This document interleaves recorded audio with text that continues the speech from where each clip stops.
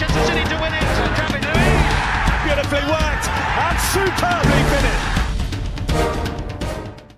BBC Premier League update from the home of Premier League football.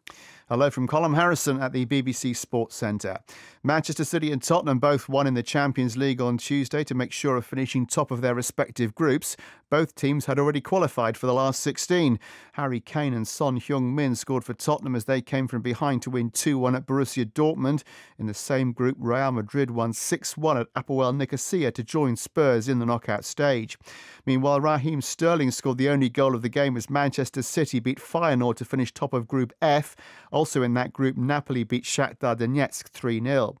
Liverpool were on course to qualify when they went 3-0 up inside half an hour at Sevilla with 2 goals from Roberto Firmino and 1 from Sadio Mane. But the Spanish side scored 3 times in the second half to salvage a point. Liverpool are still top of Group E, but they still aren't certain of going through.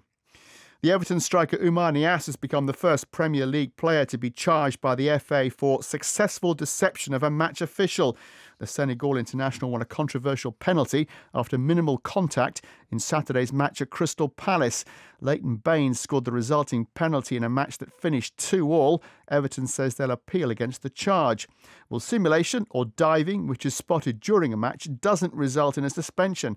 And the former Premier League referee Keith Hackett says this has to be addressed. I feel that there's an inconsistency on this. I mean, at the end of the day, what we're trying to do, or what the Football Association is trying to do, is to create a deterrent so that players don't dive, don't cheat.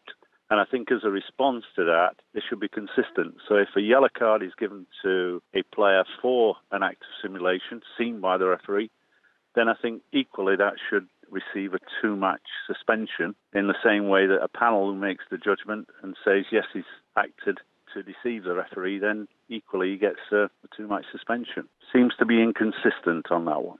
And for more football news from the BBC, go to bbc.com/football. BBC Premier League update from the home of Premier League football.